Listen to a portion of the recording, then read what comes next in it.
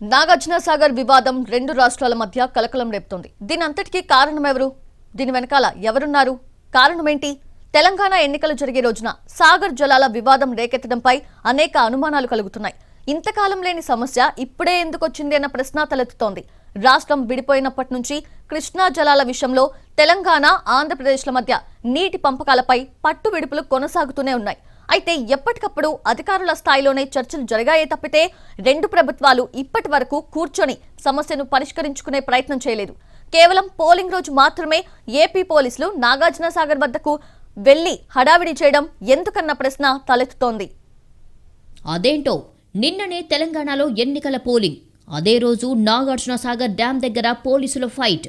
రెండు తెలుగు రాష్ట్రాల పోలీసులు, నీటిపారుదల శాఖ అధికారుల మధ్య ఘర్షణ.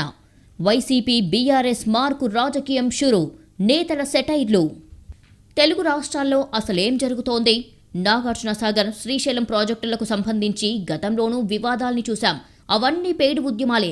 ఉమ్మడి తెలుగు రాష్ట్రం విడిపోయాక నీటి పంపకాల విషయమై స్పష్టత ఇంతవరకు రాలేదు. 10 ఏళ్లు గడుస్తున్నా నీటి పంపకాలపై స్పష్టత రాకపోవడమే ఆశ్చర్యకరం. ఎప్పుడు గుర్తొస్తే అప్పుడు రెండు తెలుగు రాష్ట్రాల్లోని రాజకీయ నాయకులు నీటి పంపకాల విషయమై యాగి చేస్తుంటారు. మరీ ముఖ్యంగా వైసీపీ, బీఆర్ఎస్ చేసే రాజకీయం అంతా ఇంత కాదు. ఎంతలా అంటే నీళ్లలో నిప్పులు పుట్టించే రాజకీయం ఇది. తెలంగాణలో బీఆర్ఎస్కి వైసీపీ పరోక్షంగా సహకరిస్తోంది. రెండు రాష్ట్రాలు ఇచ్చిపుచ్చుకునే ధోరణితో ముందుకు పోతున్నాయి. గతంలో నీటి పంపకాల విషయమై వైఎస్ జగన్, కేసీఆర్ కలిసి కూర్చొని మంతనాలు చేశారు. ఆ తర్వాత రెండు తెలుగు రాష్ట్రాల మధ్య యాగి శరా మామూలే. ఇప్పుడేమో తెలంగాణ అసెంబ్లీ ఎన్నికల పోలింగ్ రోజునే ఈ నీటి యుద్ధం మళ్లీ తెరపైకొచ్చింది.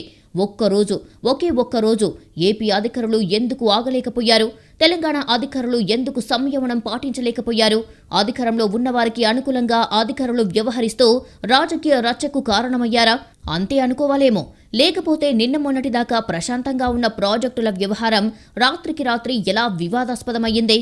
రెండు రాష్ట్రాల పోలీసుల మధ్య ఉద్రిక్తత వాతావరణం ఏర్పడింది. ఆ తర్వాత సాగర్ కుడికాలువ ద్వారా నీటిని ఏపీకి తిప్పుకున్నారు అక్కడి ఇంజనీరింగ్ అధికారులు.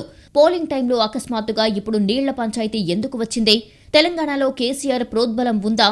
ఏపీలో జగన్ ఓట్ల కోసం రాజకీయం చేశారా? కొన్ని గంటల్లో తెలంగాణలో ఎన్నికలు జరుగుతున్న టైంలో నాగార్జునసాగర్ డ్యాం దగ్గర అటెన్షన్ మొదలయ్యింది. బుధవారం అర్ధరాత్రి వేళ 500 మందికి పైగా పోలీసులు డ్యాం మీదికి చేరుకోవడం, ప్రాజెక్టుకు ఉన్న మొత్తం 26 గేట్లను సగం మావి అంటూ 13వ గేటు వరకు తమ పరిధిలోకి వస్తుందని ఏపీ పోలీసులు ముళ్ల కంచెను ఏర్పాటు చేశారు. ఇటు టీఎస్ఎస్ఎఫ్ సిబ్బంది వారిని అడ్డుకోవడంతో రెండు రాష్ట్రాల పోలీసుల మధ్య ఉద్రిక్తత వాతావరణం ఏర్పడింది. కంచె ఎత్తేయాలని మిర్యాలగూడ డీఎస్పీ చెప్పినా ఏపీ పోలీసులు వినలేదు. అంతటితో ఆగకుండా ఒంగోలు చీఫ్ ఇంజనీర్ ఆధ్వర్యంలో గేట్లెత్తి సాగర్ ప్రాజెక్టుకు కుడికాల్వ నుంచి ఏపీ అధికారులు 2000 క్యూసెక్కుల నీటిని విడుదల చేసుకున్నారు. అయితే నాగార్జునసాగర్ జల వివాదంలో గతంలో కూడా వివాదాలు జరిగాయి. 2021లో రెండు రాష్ట్రాల అధికారులు గొడవకు దిగారు. ఆ సమయంలో కేంద్ర ప్రభుత్వం జోక్యం చేసుకుంది. ప్రాజెక్టు నిర్వహణ బాధ్యతలను Krishna river management board Telangana ప్రభుత్వానికి అప్పగించింది. నీటి విడుదలతో పాటు భద్రతపైన తెలంగాణ ప్రభుత్వమే ఇప్పటి వరకు అన్ని చర్యలు చేపడుతోంది. పోలింగ్ టైంలో అకస్మాత్తుగా ఇప్పుడు నీళ్ల పంచాయతీ ఎందుకు వచ్చింది? తెలంగాణలో కేసీఆర్ ప్రోద్బలం ఉందా? ఏపీలో జగన్ ఓట్ల కోసం రాజకీయం చేశారా? ఏపీ, తెలంగాణ మధ్య మరో టెన్షన్ క్రియేట్ అయ్యింది. ఇలా ఉన్నట్టుండి ఏపీ ప్రభుత్వం ఎందుకు తెలంగాణ ఎన్నికల టైంలో నీళ్ల పంచాయతీ మొదలుపెట్టింది? ఈ గొడవపై తెలంగాణతో పాటు ఏపీలోనూ రాజకీయ నేతలు స్పందించారు. ఈ అంశంపై ఎవరూ మాట్లాడొద్దన్న సీఈఓ వికాస్ రాజ్ పోలీసులు అన్ని చర్యలు తీసుకుంటారన్నారు.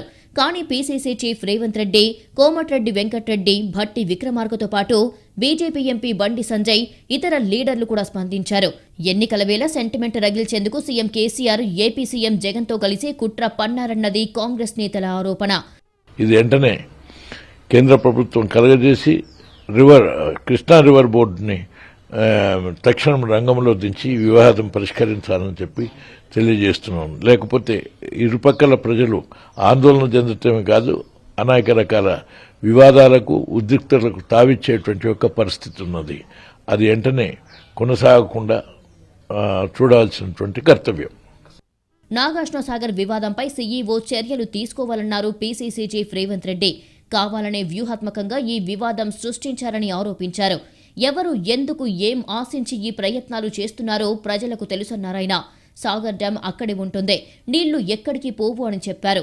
ఇలాంటి కుట్రలు ఎన్నికలపై ఎలాంటి ప్రభావం చూపించవని తేల్చేశారు రేవంత్. ఇప్పుడు ఎవరు ఎందుకు ఏం ఆశించే ఇట్లాంటి ప్రయత్నాలు చేస్తారు అనేది కళ్ళకు కట్టినట్టుగా కనిపిస్తుంది. కాబట్టి ప్రజలు ఆందోళన చెందాల్సిన అవసరం లేదు. గేట్లు అక్కడే ఉంటాయి, నాగార్జున సాగర్ అక్కడే ఉంటుంది, నీళ్లు కూడా అక్కడే ఉంటుంది. ఇక్కడ కొత్త ప్రభుత్వం వస్తుంది. ఈ కొత్త ప్రభుత్వం ఏర్పడే వరకు స్టేట్ ఎలక్టోరల్ ఆఫీసర్ బాధ్యత తీసుకొని చర్చించాలి. నాగార్జున సాగర్ ప్రాజెక్టు జల వివాదం మీద మంత్రి జగదీష్ రెడ్డి కూడా స్పందించారు. కేంద్ర ప్రభుత్వం ప్రాజెక్టుల హక్కులపై పరిష్కారం చూపనంత వరకు ఇలానే జరుగుతుందన్నారాయన. తాగునీటి అవసరాలు ఉన్న తాము నీటిని వాడుకునే సమయంలో అడ్డుకోవడం సరైంది కాదని జగదీష్ రెడ్డి విమర్శించారు. కృష్ణా జలాల విషయంలో కేంద్ర ప్రభుత్వం ఒక సరైన వైఖరి తీసుకొని ఎవరి మాట ఏంది, ఎవరి హక్కులు ఏందనేది పూర్తిగా నిర్ణయించి సమస్యను పరిష్కరించకపోతే ఇట్లాంటి సమస్యలు ఎదురవుతుంటాయి. అయితే ఓవైపు తెలంగాణలో ఎన్నికలు జరుగుతుంటే ఇంత హడావిడిగా ఉద్రిక్త పరిస్థితి సృష్టించాల్సిన అవసరం ఏపీ సర్కార్కు ఏంటని వీళ్లు ప్రశ్నిస్తున్నారు. అటు ఏపీలో బీజేపీ స్టేట్ ప్రెసిడెంట్ పురంధేశ్వరి కూడా అక్కడి ప్రభుత్వ చర్యపై మండిపడ్డారు. 2 రాష్ట్రాల మధ్య చిచ్చు పెట్టడానికే జగన్ సర్కార్ చూస్తోందని ఆరోపించారు. ఏపీలో ఓట్ల కోసమే జగన్ కొత్త ఎత్తు వేశారని అన్నారు. సిపిఐ నారాయణ కూడా బీఆర్ఎస్, వైఎస్ఆర్సీపీ, బీజేపీ కలిసి నాటకాలు ఆడుతున్నాయన్నారు. తెలంగాణలో ఎన్నికలు జరుగుతున్న టైంలో ఇలాంటి వివాదాన్ని రేకెత్తించడం కరెక్ట్ కాదన్న అభిప్రాయం పొలిటికల్ పార్టీల్లో వ్యక్తమయ్యింది. జగన్ సర్కార్ ఏం ఆశించి రాత్రికి రాత్రి ఈ చర్యలు చేపట్టింది అన్నది తెలంగాణలో కొత్త ప్రభుత్వం ఏర్పడ్డాక బయటపడే అవకాశాలు ఉన్నాయి. 2 తెలుగు రాష్ట్రాల మధ్య ఈ వాటర్ ఫైట్ ఎక్కడొస్తుంది, ఎందుకొస్తోంది? ప్రాజెక్టులను పర్యవేక్షిస్తున్న కృష్ణా రివర్ బోర్డు ఏం చేస్తుంది? సీఎంలు కూర్చొని మాట్లాడుకున్నా సమస్య పరిష్కారం కాలేదా? విభజన చట్టం మేరకు ఉన్న వాటాల్లో గొడవలొస్తున్నాయా? ట్రిబ్యునల్స్ ఏం చెప్తున్నాయి అన్న ప్రశ్నలు తలెత్తుతోన్నా ఈ సమస్య ఇక్కడితో ఆగిపోతుందా? ఇంకా ఎలాంటి మలుపులు తీసుకోబోతుందోనన్న ఆందోళన కూడా నెలకొంది. తెలుగు రాష్ట్రాల మధ్య కృష్ణా జలాల విడుదల అంశం మరోసారి రచ్చగా మారింది. గొడవతో 2 రాష్ట్రాల మధ్య రాకపోకలు కూడా నిలిచిపోయాయి. భారతదేశంలోని పెద్ద నదుల్లో కృష్ణా 4వది. మహారాష్ట్ర, కర్ణాటక, తెలంగాణ, ఆంధ్రప్రదేశ్లలో ప్రవహిస్తుంది. ఈ నది పొడవులో గంగా, బ్రహ్మపుత్ర, గోదావరుల తర్వాతి స్థానంలో ఉంటుంది. దాదాపు 1300 కిలోమీటర్లు ప్రవహించే ఈ నది మహారాష్ట్ర నుంచి కర్ణాటక, అక్కడి నుంచి తెలంగాణ, ఆ తర్వాత ఆంధ్రాలోకి వస్తుంది. సుమారు 90 కిలోమీటర్ల దూరం తెలంగాణలో ప్రవహించి ఆ తర్వాత తెలంగాణ, ఆంధ్రప్రదేశ్ 2 రాష్ట్రాల సరిహద్దుగా ఉంటుంది. అలంపూర్ నుంచి ముక్త్యాల వరకు ఈ నది 2 రాష్ట్రాలకు సరిహద్దు. ఆ తర్వాత పూర్తిగా ఆంధ్రప్రదేశ్లో ప్రవహించి సముద్రంలో కలుస్తుంది. ఉమ్మడి రాష్ట్రంలో ఉన్నప్పుడే మహారాష్ట్ర, కర్ణాటక, ఆంధ్రప్రదేశ్ మధ్య నీటి పంపకాల వివాదాలు ఉండేవి. ఒకే రాష్ట్రంలో ఉన్నప్పటికీ తెలంగాణ, ఆంధ్ర మధ్య కూడా కృష్ణా నీటి విషయంలో వివాదం ఉంది. అటు ఏపీలో కూడా రాయలసీమ, కోస్తా ప్రాంతం మధ్య కూడా కృష్ణా నీటి విషయంలో వివాదం ఉంది. కృష్ణానదిపై శ్రీశైలం, నాగార్జున సాగర్, పులిచింతల ప్రాజెక్టులు తెలంగాణ, ఆంధ్రాలకు ఉమ్మడిగా ఉన్నాయి. ఈ ప్రాజెక్టులకు కుడివైపున ఏపీ ఉండగా ఎడమవైపునకు తెలంగాణ ఉంది. వీటికి ఎగువన ఉన్న జూరాల ప్రాజెక్టు తెలంగాణ భూభాగంలో ఉండగా దిగువన ఉన్న ప్రకాశం బ్యారేజీ ఏపీ భూభాగంలో ఉంది. కృష్ణాలో మిగులు జలాలు 330 టీఎంసీలుగా అంచనా వేశారు. మిగులు జలాల్లో మహారాష్ట్రకు 25%, కర్ణాటకకు 50%, ఉమ్మడి ఆంధ్రప్రదేశ్కు 25% ఇస్తారు. ఈ ఒప్పందానికి కట్టుబడి లేకపోతే పార్లమెంటు జోక్యం చేసుకోవాలి. 1976 వరకు కూడా మిగులు జలాల పంపిణీపై తీర్పు రాలేదు. ఇక జస్టిస్ బ్రిజేష్ కుమార్ అధ్యక్షులు, justice SP Srivastava, justice DK Seth సభ్యులుగా 2004 ఏప్రిల్లో కొత్త ట్రిబ్యునల్ వేశారు. దీని పేరు కృష్ణా వాటర్ డిస్ప్యూట్ ట్రిబ్యునల్గా పేరు మార్చారు. 2007లో వర్క్ స్టార్ట్ చేసిన 2010 డిసెంబర్లో ముసాయిదా తీర్పిచ్చింది. ఇందులో ఉమ్మడి ఏపీకి 1001 టీఎంసీలు, కర్ణాటకకు 911 టీఎంసీలు, మహారాష్ట్రకు 666 టీఎంసీల నీరిచ్చారు. కోస్తాకు బేసిన్తో సంబంధం లేకుండా ఎక్కువ నీళ్లిచ్చారని గొడవ ఉంది.